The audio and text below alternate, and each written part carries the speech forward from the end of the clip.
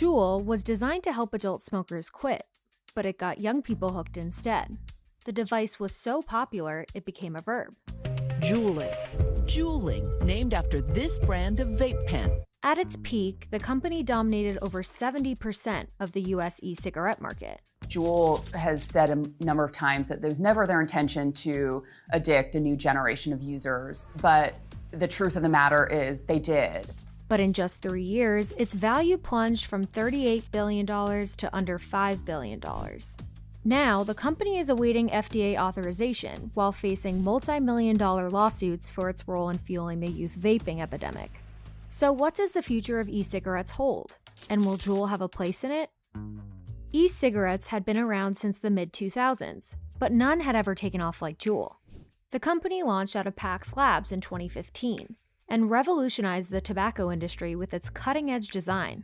I think it was the perfect storm. You know, the product was a high-tech device. It looked like a flash drive that kids were charging under their parents' nose. Co-founders Adam Bowen and James Monsees were hoping to create a satisfying alternative to cigarettes for adult smokers who wanted to quit. The ads painted a different picture, although Juul has repeatedly denied ever marketing to teens. Juul's flavors were fun too. Pods came in mango, fruit medley, cucumber, mint, and creme brulee. At the time, the US was seeing a historic decline in cigarette smoking rates among youth, which had hit a new low of 10.8%.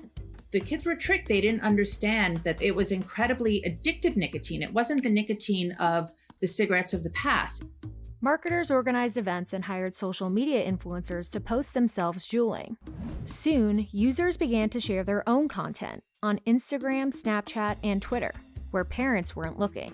Within 2 years on the market, Juul's popularity skyrocketed. In 2016, the company made up less than 5% of the e-cig market. But by the end of 2017, Juul controlled nearly a third of it and generated $224 million in revenue. I think there was something like a 600% spike in sales, which is crazy. It's an astronomical rise. The number of devices sold jumped from 2.2 million to 16.2 million within a year. But Juul's early packaging failed to highlight that pods contained high amounts of nicotine, an extremely addictive substance. There wasn't a warning label on the box like there is now. It had a 5% and a 3%. My own son said, 5% of what? You know, no one knew what 5% nicotine meant. Just one 5% Juul pod has as much nicotine as a pack of standard cigarettes. Because of the formulation, it can be used pretty much all the time. And not only all the time, but you like it better. I just was going in on it. There's not much nicotine in it, so what's it gonna do to me? Elizabeth Burgess was 15 when she started vaping in 2016 and would go through one Juul pod in roughly 2 days. All we knew is that cigarettes could kill you and that this was supposed to be safer than them. By 2017, an estimated 1.73 million high schoolers were vaping, compared to just over 1 million who were smoking cigarettes. With its newfound success, Juul decided to part ways with Pax Labs and become an independent company. In some high schools, juuling in the bathroom was such a phenomenon that administrators emailed parents to warn them about the dangers of vaping. It was just every day, all the time. You just meet people in the bathroom to get a hit. For years, Juul and other e-cigarettes were marketed and sold without intervention by the FDA, but the company eventually became impossible to ignore.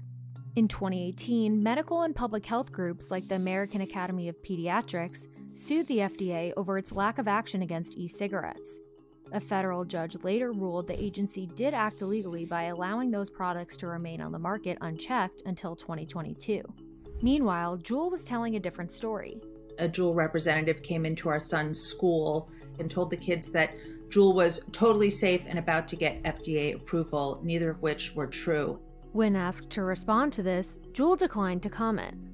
As concern around teen use grew, in 2018, San Francisco passed a ban on flavored tobacco products.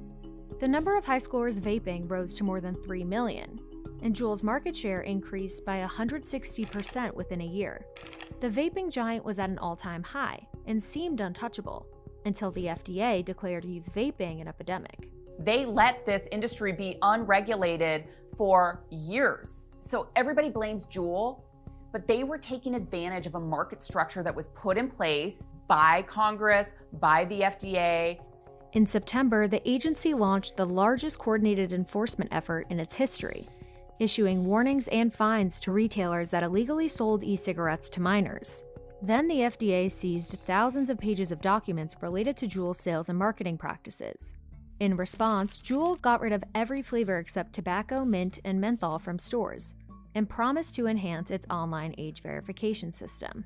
It also phased out all social media accounts, which had been accused of targeting teens for years. Amid the controversy, sales continued to soar, as Juul was having its best year yet.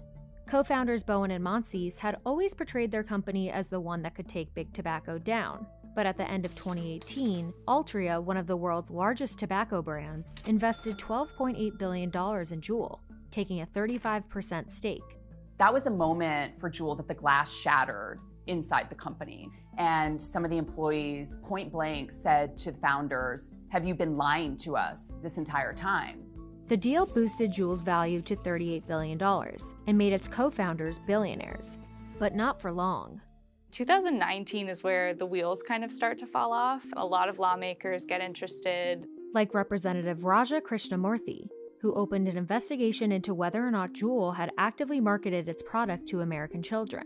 We've seen this movie before with combustible cigarettes when so many children and teenagers were smoking. We don't want to see the sequel.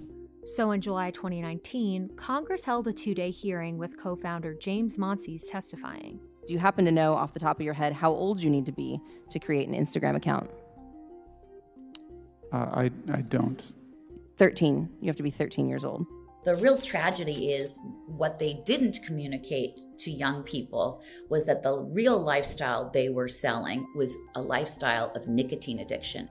Students like Meredith Sun also gave testimony about Juul's in-person marketing tactics. Did the presenter call Juul, quote unquote, totally safe more than once? Yes. What impact did those, quote unquote, totally safe comments have on your classmates, some of whom may have already started vaping? For my classmates who were already vaping, it was a sigh of relief because now they were able to vape without any concern. But research shows teen vaping does come with negative health effects. For children, it's clearly dangerous. They have developing neurological systems, pulmonary and lung systems, brain function. It creates pathways for further addiction, increases anxiety, it increases depression. Then came a suspicion of links to a mysterious lung illness. Things really went bad for Juul when the EVALI outbreak hit. EVALI stands for e-cigarette or vaping use associated lung injury, and cases were popping up everywhere. The CDC trying to extinguish the health emergency linked to e-cigarettes. In an interview with CBS, Juul's CEO shared grim advice for those who didn't already use nicotine. Don't vape, don't use Juul. Elizabeth wishes she had heard those words before being diagnosed with EVALI. They took a picture of my lungs and like regular lungs, and it was just looked like they had fog all over them. Later, the outbreak was linked to bootlegged vaping products that contained vitamin E acetate, an additive that can interfere with normal lung functioning when inhaled. Juul said its products did not have vitamin E acetate, but juuling had become synonymous with vaping, so the damage was already done. And Juul's once promising global expansion halted. Soon, states began filing lawsuits against the company. Then, in September 2019, CEO Kevin Burns resigned, and all advertising in the US was suspended. School districts across the country started to sue Juul too. Under pressure, Juul's new CEO removed mint pods from the market. The Trump administration had also just announced a federal ban on almost all flavored pods, and raised the legal tobacco age to 21. These strategies seemed to pay off as teen vaping rates dropped from 2019 to 2020. But the following year, Juul's legal battles came back to haunt them. They settled with the state of North Carolina for $40 million. They settled with the state of Arizona for $14 million. And just as the FDA was set to rule on Juul's authorization, it decided to postpone the review. The agency did, however, move forward with another vaping company. View Solo and its tobacco-flavored pods are the first of their kind to be legalized by the FDA. So why delay the ruling on Juul? I hate to say it, but I think big tobacco has sway with the FDA. The acting commissioner came before my committee and told us that she believed in our conclusions with regard to flavored e-cigarettes as well as the nicotine content of e-cigarettes, and yet we're still in this situation where they haven't acted.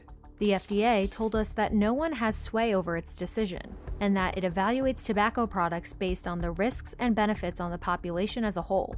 If they ban, like vapes and stuff, people are not going to be like, okay, well, what's the next best thing that has nicotine in it? In a statement to Insider, the FDA said it's still evaluating applications for Juul's products, and is committed to acting on them as soon as possible. For parents like Dorian and Meredith, their fight will continue as long as menthol pods are being sold. When we know millions of kids are using menthol-flavored products, how can it be that they have still allowed these products to remain on the market? But in 2021, Puff Bar overtook Juul as the #1 e-cigarette choice among high schoolers. The disposable device is not subject to FDA regulation because it uses synthetic nicotine. Today, Juul only ranks 4th in popularity, and vaping among high schoolers is still on the decline, dropping by 42% from 2020 to 2021. But the CDC notes these survey estimates may be underreported due to COVID and remote learning. At the same time, cigarette sales are on the rise for the first time in 20 years. The FDA is in a strange position because on the one hand, they want to be able to promote having this alternative for adult smokers. But on the other hand, they're faced with this company that helped create a new generation of nicotine addicts. Juul told Insider it was committed to a reset of the vapor category to combat underage use. But even if Juul survives with its now limited range of pods, it will likely be under even greater scrutiny than ever before.